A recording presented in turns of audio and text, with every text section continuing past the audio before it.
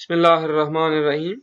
I am Dr. Asadullah, lecturer, Institute of Numerical Sciences, Cohort, University of Science and Technology. Yes, students, welcome to the course of Calculus 2, course code MATH-102, lecture number 9. In this lecture, we will discuss limits and its applications. In the previous lecture, we introduced the concept of limit and also uses the laws of limit by using some suitable examples, and also provided some important examples of those functions that have no limit in their domain. In outlines, in this lecture, we will try to discuss the following points. Number 1, statement of the sandwich theorem. We will discuss the statement of sandwich theorem without going to its proof. Number 2, applications of the sandwich theorem. Number 3, indeterminate forms. We will discuss two types of the indeterminate forms in this lecture, that is 0 by 0 form and infinity by infinity form. We will provide some examples and explain indeterminate forms by using the limits. Number 4, left and right hand limit. So we will discuss the limit of functions, that is the existence of a limit, by using the left and right hand limits. Number 5, there will be some practice problems to the students, and finally there will be references. Now the sandwich theorem. Suppose that f of x is greater than or equal to g of x, and f of x is less than or equal to h of x for all x in some open interval containing the point c, except possibly at the point x is equal to c itself. Then assume that the limit of the function g of x at this point x is equal to c and the limit of the function h of x at the same point c is equal to L. Then the limit of the function at the point x is equal to c will be equal to L. In sandwich theorem, we will require three different functions, that is in this order, that is f of x will be greater than or equal to g of x and f of x will be less than or equal to h of x. Now if the limit of the function g of x and the limit of the function h of x is the same, that is in this case this is equal to L, then the limit of the function f of x will also be equal to L.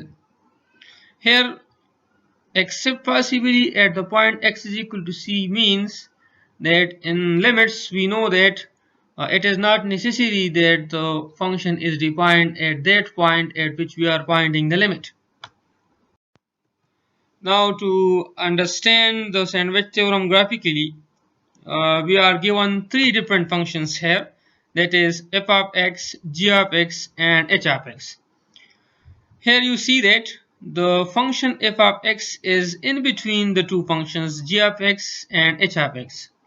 Now the limit of the function g of x at the point c is L, and also the limit of the function h of x at the point c is equal to L. Then the limit of the function f of x at the point c is also equal to L. Now in sandwich theorem, it is clear that the function must be in between the two functions, that is in this case h of x and g of x. Now in applications of the sandwich theorem, here we present a simple example, that is example number 1.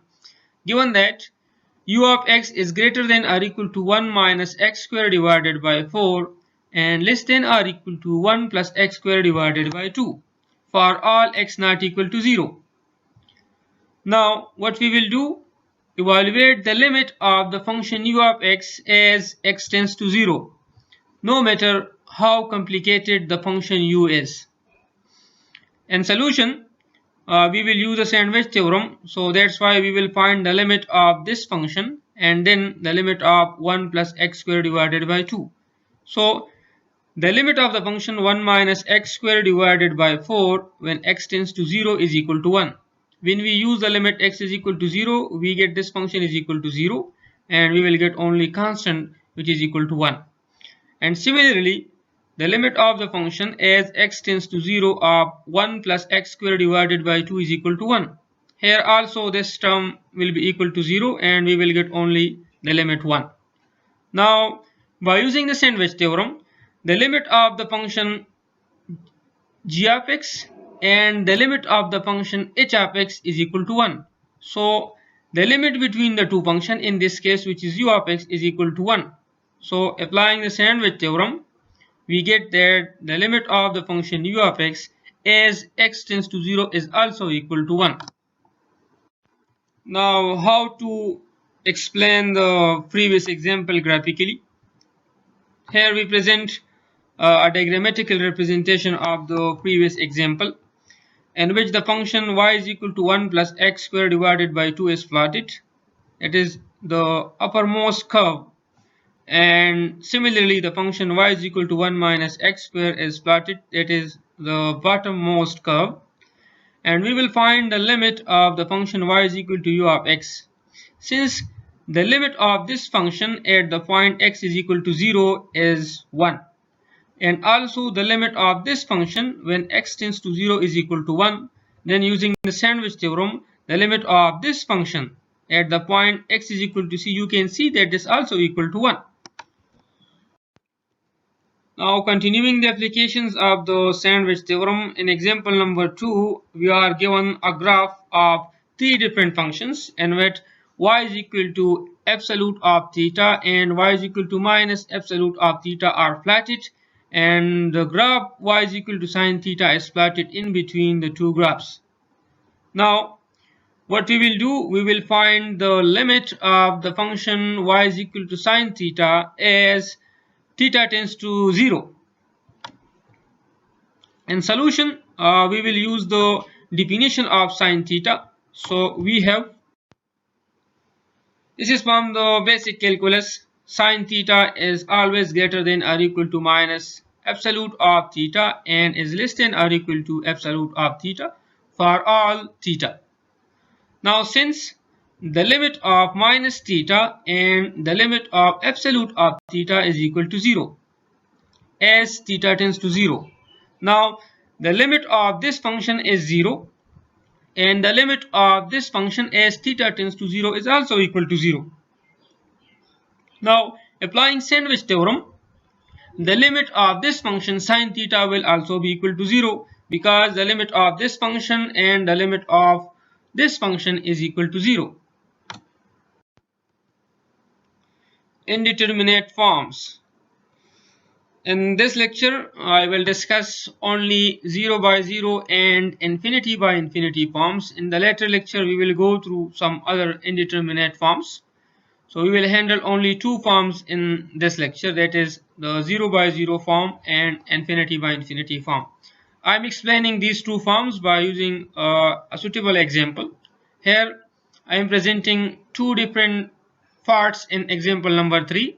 That is, in part 1, limit x tends to 2, x square plus x minus 6 divided by x square plus 2x minus 8. And in part B, the limit delta x tends to 0 of the function delta x whole square plus 2 delta x divided by delta x whole square plus delta x, where delta x is a variable in this case. Now in solution of the part A, if we use directly x is equal to 2 in the function, this is a rational function, so we will get 0 by 0 form. So the numerator and denominator are both equal to 0 at the point x is equal to 2. So what we will do, now we will factorize the numerator. So we will get two linear factors, that is x plus 3 and x minus 2. And similarly, factorizing x square plus 2x minus 8, we will get two linear factors, x plus 4 into x minus 2. Now since we will take x not equal to 2, so we can cancel x minus 2 with x minus 2. We will get x plus 3 divided by x plus 4. Now applying the limit as x tends to 2 on the function, that is x square plus x minus 6 divided by x square plus 2x minus 8. And since this is equal to x plus 3 divided by x plus 4, so we can also apply the limit on this function. So using the limit, we will get 2 plus 3 divided by 2 plus 4, which further is equal to 5 by 6. So the limit of this function is equal to 5/6. But since this function is also equal to the original function, so we get the limit of the original function, that is x square plus x minus 6 divided by x square plus 2x minus 8, which is equal to 5/6. Now in part B, the denominator also vanishes when delta x is equal to 0. And similarly, the numerator is also equal to 0 when x tends to 0. Now, in the numerator, if we common delta x, we get delta x times delta x plus 2 and divided by delta x square plus delta x. So we can cancel out the delta x in the denominator and we will get delta x plus 2 divided by delta x plus 1. Now applying the limit on this function, we get 2 divided by 1, which is equal to 2. Since the limit of this function is equal to 2 and this function is the simplified version of the original function, so the limit of this function is equal to 2. In example number 4, here we are given three different functions, that is the limit of the function 1 over x at the point x tends to infinity. In part B, limit x tends to infinity of the rational function 2x plus 1 divided by 3x plus 1.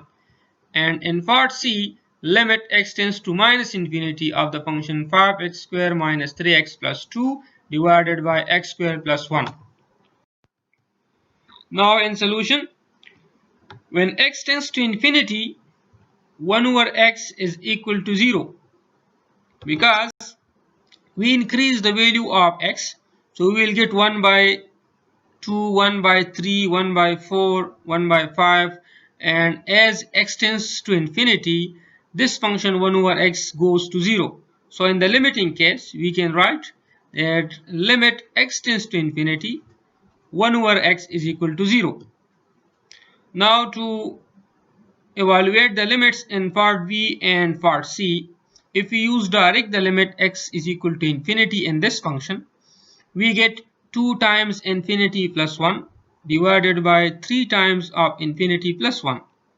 Now 2 times of infinity is also infinity, and if we add something to the infinity, we get also infinity. So we get infinity divided by infinity form.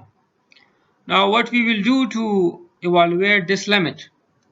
Now taking common out x from the denominator and also taking common x from the numerator, we get 2 plus 1 over x divided by 3 plus 1 over x, and x will be cancelled with x in the denominator.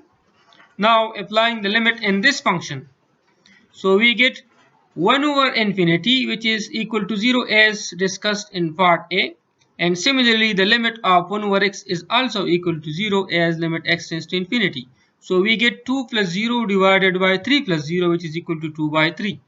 So the limit of this function as x tends to infinity is equal to 2 by 3. Now in part C, limit x tends to minus infinity, 5x square minus 3x plus 2 divided by x square plus 1. If we use the limit x is equal to minus infinity, we get minus infinity square and minus 3 times of the minus infinity, which is also equal to positive infinity.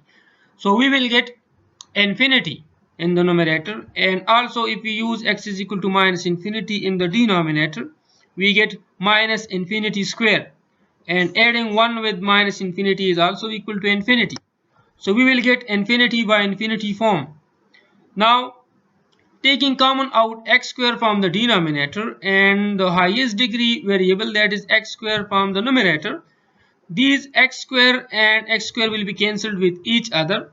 So we will get x tends to minus infinity, 5 minus 3 by x plus 2 divided by x square divided by 1 plus 1 over x square.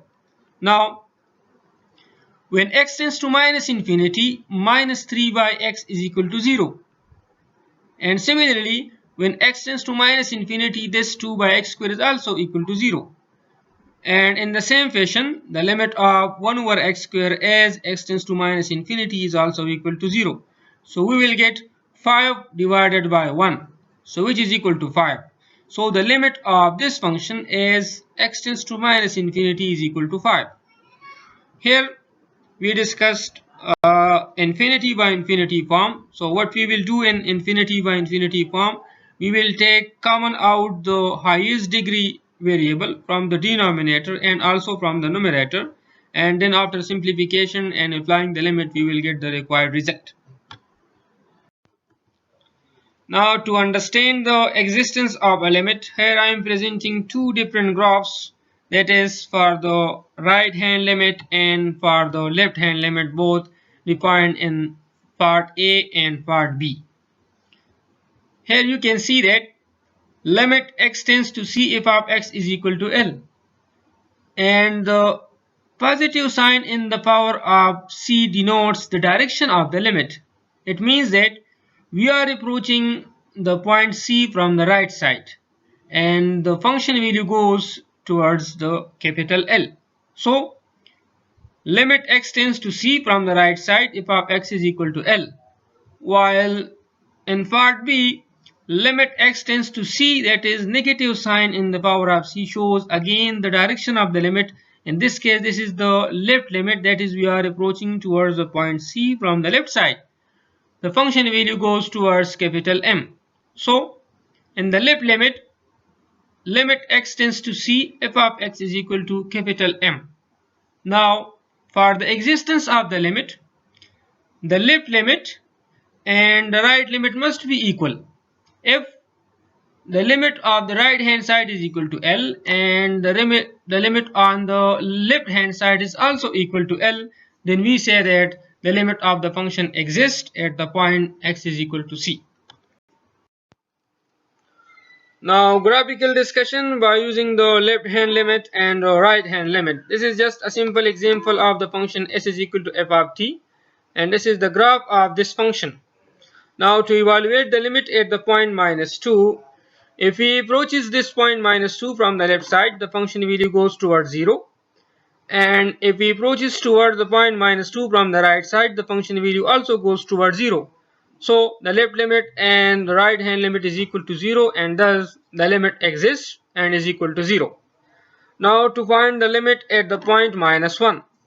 So approaching minus 1 from the left side, the function value goes towards minus 1. And approaching towards minus 1 from the right side, the function value also goes towards minus 1. So both the left and right limit are equal, and thus the limit exists at the point minus 1, and which is equal to minus 1. Now we can approach this point 0 from the left side and from the right side. Approaching 0 from the left side, the function value goes towards minus 1. While approaching towards the point 0 from the right side, the function value goes towards positive 1. So the left limit is minus 1 and the right hand limit is equal to positive 1. Left limit and right limit are not both equal, and thus we say that the limit does not exist at the point t is equal to 0. In example number 5, we are to evaluate the limit of the function x divided by x absolute at the point 0. Now the graph of the function here is plotted as, when we are approaching towards the point 0 from the left side, by definition of the x absolute is equal to minus x. So cancelling x with x, we get minus 1. So the left branch of the function is minus 1. And similarly, when we are on the right hand side of the point 0, we get x absolute is equal to x, and we cancel x with x, which is equal to 1. So the right branch is just a simple 1. Now to find the limit at the point 0, we can approach this point 0 from left side and from right side. Now approaching the point 0 from the left side, the function value goes towards minus 1. And when we are approaching towards the point 0 from the right side, that is from the right side towards the point 0, the function value goes towards the positive 1. So the left limit is equal to minus 1 and the right limit is positive 1. Now both the left limit and the right limit are not equal, and thus we say that the limit does not exist at the point 0. Now, to understand the topics discussed in this lecture, here I am presenting some practice problems to the students, that is problem number 9 to problem number 20. Students are requested to solve these problems as their homework. If they feel any problem in these problems, so they can contact me on my email given at the footnote. Finally, in references, all the materials in this lecture are provided from the Thomas Calculus, including second order differential equations, 11th edition. Now, in conclusion to this lecture, in this lecture we provided the statement of the sandwich theorem and also provided some applications. Further, we classified the indeterminate forms, that is the 0 by 0 form and infinity by infinity form, by using some suitable examples, and also discussed the left hand limit and right hand limit geometrically. And at the last, some practice problems are provided to the students.